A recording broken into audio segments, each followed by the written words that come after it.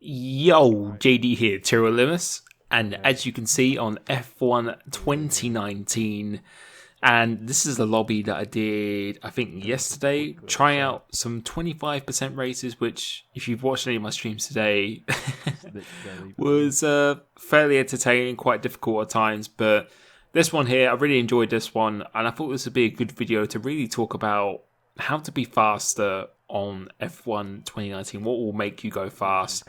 And I am planning to do that mastering series for each track eventually, but once the game comes to really gets into full swing, then I will be doing that in more detail once we have a bit better knowledge of the setups and everything like that as well, even if there is even going to be any setups or anything at all. But first of all, getting a good start, being very, very cautious on the throttle and getting a reasonable launch. You don't want to rush the throttle on the start at all. If you do that, you just go wheel spin way, way too much. But I think this video will showcase really as we just get through this first lap carnage. Had a lot of fun racing with you guys in here. And what do you think of the multiplayer livery of these cars?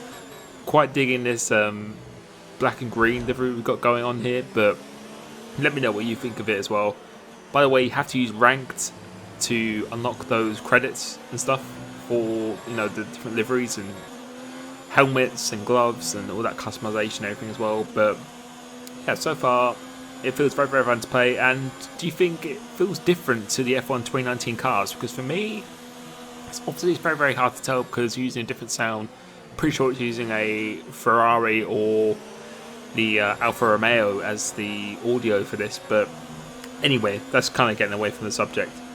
What is going to make you fast? That's a nice start, at least. As we do get a good start. But what is going to make you fast in this game?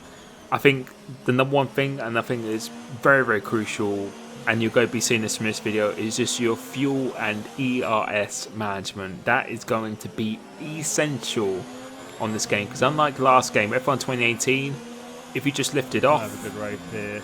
If you just lift it off, then you would actually save ERS. But you can see here, you don't save any ERS only until you apply the brakes. So you've got to be very, very cautious of when you do use it. And you can see here, not going above high, which is mode 3 on the ERS, really, unless I'm going for a proper overtake or anything at all. You really want to be avoiding that as much as possible. And for testing it as well, you really don't need to be going any higher in that because you're not going to be losing too much speed at all. So ERS, fuel as well, because the engine gets overheated very, very easily, and fuel, you don't really want to be running that much high fuel because you're not going to be burning that much. Because if you're going rich for too long, you actually start to lose some power. And I've noticed that as well, when the engine gets above 125 degrees or something like that, then you actually start to lose a little bit of straight line speed. So it's better to underfuel as we make a very nice overtake.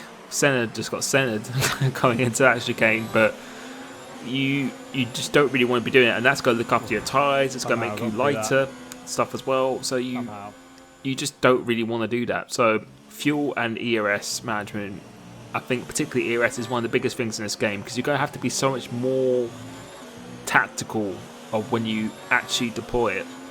And you can see from this footage here, using overtake now when you're a little bit behind but you've got a slipstream, and you can see overtake, and we're probably going to pull it down relatively shortly before the braking zone, which you do, going into zero, back into lean, and all this is going to do is just go cool down the engine, hope you save that power for when you really do need it, and turn it up when you do. And you can see, put it into a hot lap just for that extra kick, and then we'll go put it back down to none. You can see slipstream is not massively powerful in this game, because they even put it down to no ERS, we've still got a good run, so you can effectively just turn it off much earlier than did before.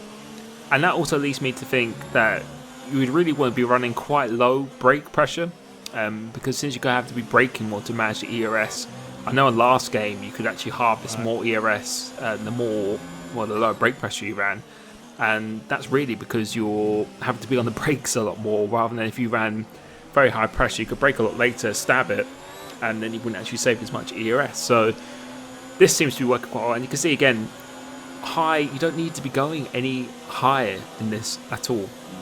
And also another thing is just the way you use the gears. I'm someone who's pretty guilty of revving out the gears but really at 12,000 RPM or 12,000 and just maybe 100 or so over that as well, that's really where you want to be changing gear, because again, this has been confirmed by Codemasters, David Greco, people like that, is if you go over 12,000 RPM, you actually go start to lose power, and you go start to wear out the engine and the gearbox and stuff as well. So that is another thing.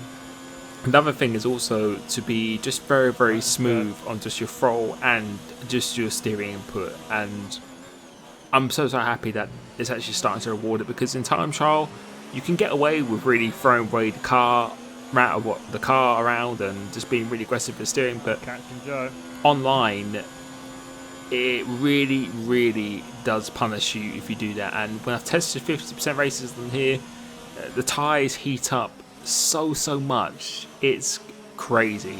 So you really want to be so smooth, and that is going to be probably the biggest factor. It's going to be where people are going to having to be changing their driving styles in order to make the tyres last and just not overheat.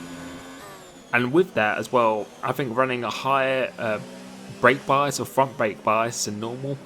Before I was running like 52 and stuff, which I think again you can get away with that in time trial and like qualifying and stuff, but I'd say 54 is probably the minimum that you want to be running. And sometimes I even go up to 56, even 58 or something at times. But I think just being really smooth, and I think hopefully you can see by this gameplay we're trying to be as smooth as possible. So going to this fast speed section, look, we're just really just taking our time, just trying to do it in one motion rather than taking multiple stabs at the steering wheel. And again, this applies to the brakes and the throttle input and stuff as well. If you don't do this, then I think you're going to have quite a hard time, particularly in the wet. I did a bit of wet gameplay here today in my stream, and if you were really throwing the car away around then you're just going to just lose the car, as simple as that. As now we'll go try and talk a little bit about this race. So we're getting a little bit argy-bargy with the Ferrari here, and we managed to go from nearly back of the grid to now second place in 5 laps, and now we're coming down hard on OMG It's Joe, and I was just feeling really good at this point as he now pits. And another thing about this game as well, that undercuts are pretty powerful, because the tyres, they just heat up so quickly. As we probably get the worst pit entry that I've ever done, but yeah, the tyres heat up so quickly, whereas on the last game, coming out the pits, your tyres would be cold, it'd be really hard to get them up to temperature, and you'd probably be losing like 2 seconds in a lap. But on this game, they just come up so quickly, it's crazy. And you may notice as well in the pits, I kept on making the mistake of just trying to spam the gears like you did in the previous game. This game you cannot do that, otherwise it will just give you a pit stop like I just did. You have to hold in the clutch or your paddle or whatever you do on the controller, go up in the revs, and then when the light goes green, that's when you release, and then it will give you a good pit stop. Otherwise you will be there for another 2 seconds, which I just kept on doing yesterday, and I was going mental as to why I was just losing so much time in the pits. But again, just do a little recap. ERS management, watching videos up for myself or even other esports drivers or other drivers you consider to be good at the game, you only really want to be using overtake like I am here when you're almost in DRS or someone. You just want an extra little burst, and then lean and no ERS through the corners just to really harvest that ERS and give you equally good traction. To be smooth as well, you need to be smooth on the power itself and just through the steering, because if you're just too aggressive, you'll just go overheat those front tyres, because the front tyres in particular, wasn't that powerful then. They heat up very quickly. Putting the brake bias, I think, or the front brake bias to about 54, nothing lower than that, I think is also quite essential. And another thing I forgot to mention is that the diff is quite important. I know a lot of people said maybe you should run 100 diff.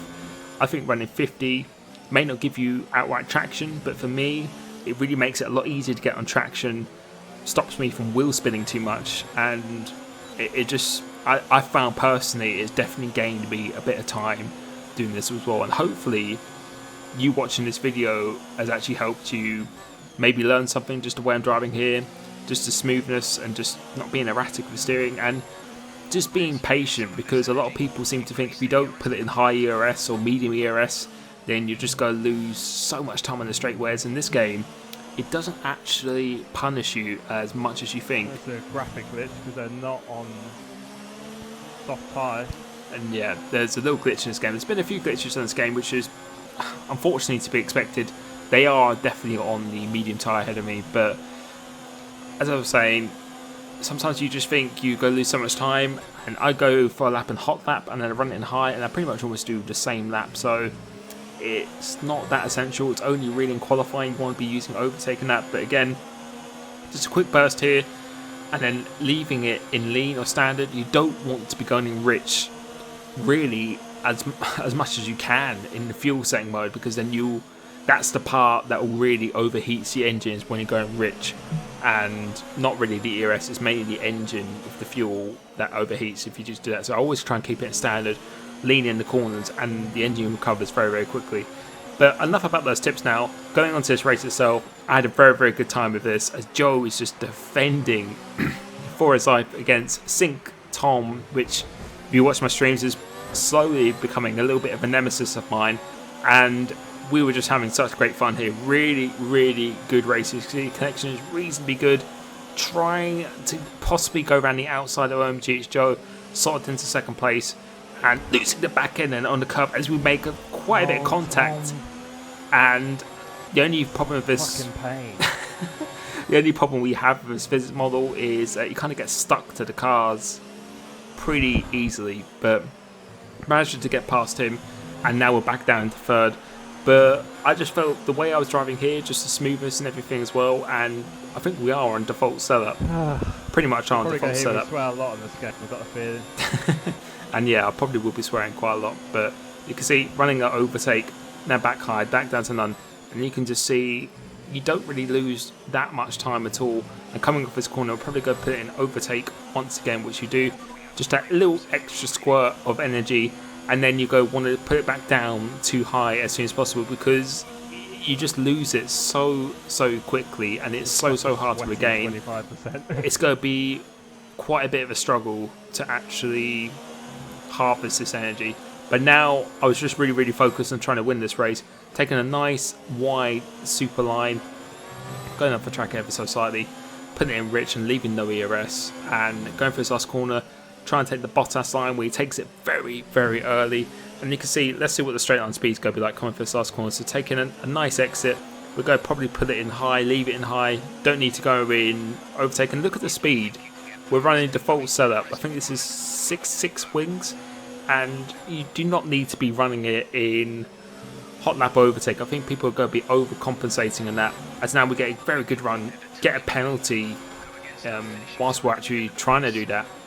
And his run is in wide just a little bit, so we're going to just take my favourite move on this track is to go on the inside of this corner, making a slight bit of contact. I mean, make even further contact, which actually unfortunately spins him around and Sink Tom, and that is their race over. And I didn't mean to do that at all. That's, yeah, unfortunate for them.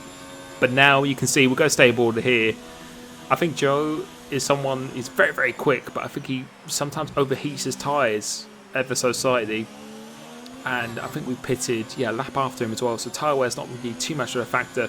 Using that high here, don't need to use it. And you can see visually we are pretty much maintaining the gap. We're not losing really any time at all.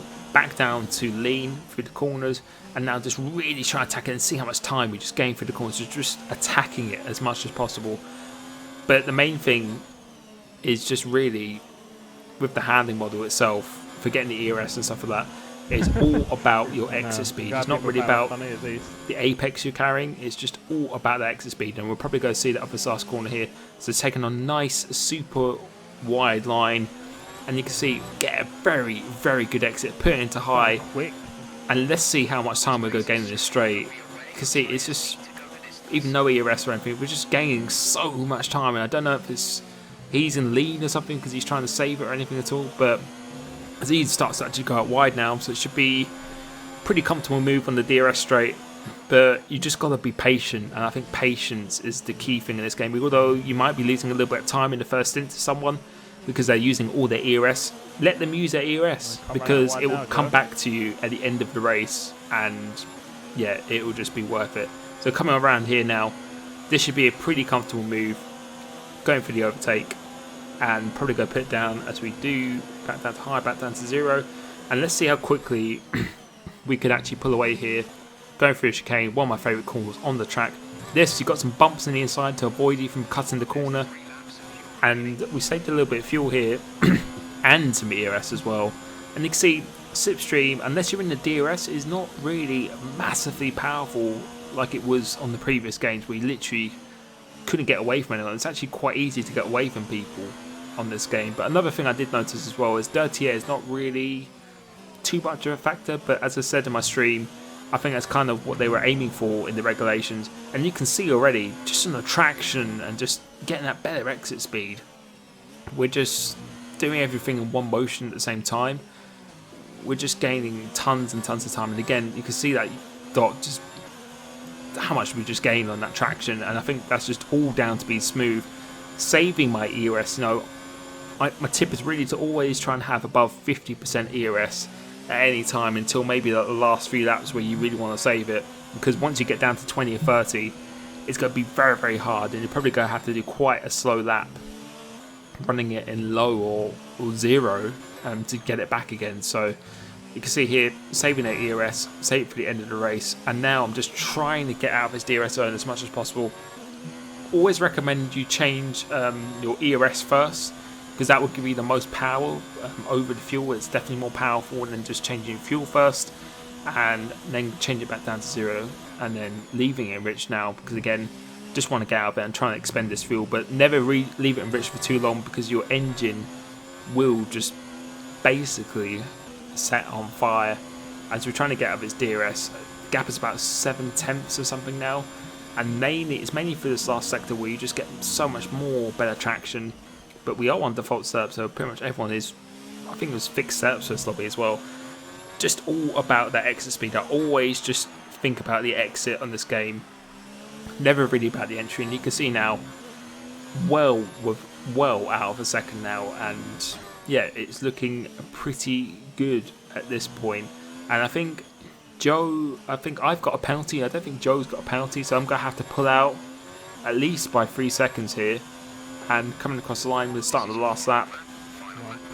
And you can see the gap is 2.2 seconds now. So his tyres have actually started to fall apart ever so slightly, just a little bit. And we're just going to go to the end of this lap now, going through the last chicane. I don't and yeah, we make that mistake. And those are the little things I need to cut out. Just those tiny, tiny little errors. And I think I'll be good to go in this game. But hopefully you found my driving in this video useful. Some of the things I was saying. I can go in much more detail if you want me to with examples and stuff. But thank you so much for supporting my channel recently. It's been absolutely insane. And I will catch you soon. Peace.